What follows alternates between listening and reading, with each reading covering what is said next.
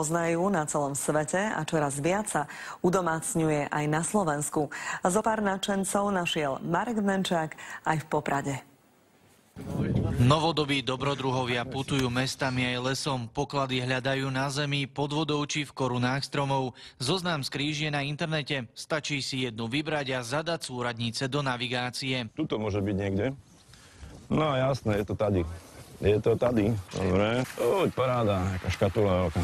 Hračky pre deti máme tu nejaké, tu máme nejaké väčšie čosi. Ako je vidieť, geocachery nehľadajú zlato ani cennosti. V tej krabičke sa môžu ukrývať CDčka, knihy, alebo zberateľské predmety, ktoré majú pre nás hodnotu. Niečo si vezmi a niečo pridaj. Aj tak by mohol znieť slogán tejto hry. Z pokladu si môžete vziať, čo chcete a na oplátku do skríše niečo pridáte. Schránka je tak stále plná. No, tak ideme sa zapísať. Dátum ďakujem za nález.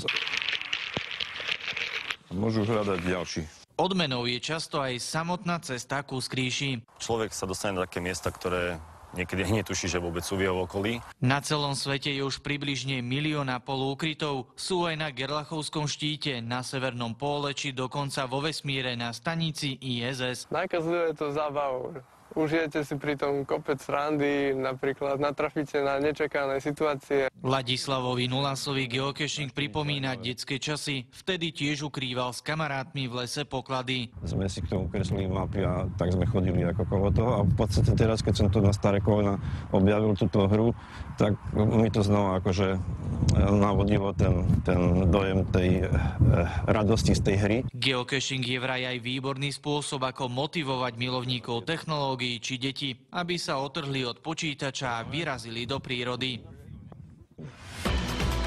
Naprieč Slovenskom. Obyvateľ túto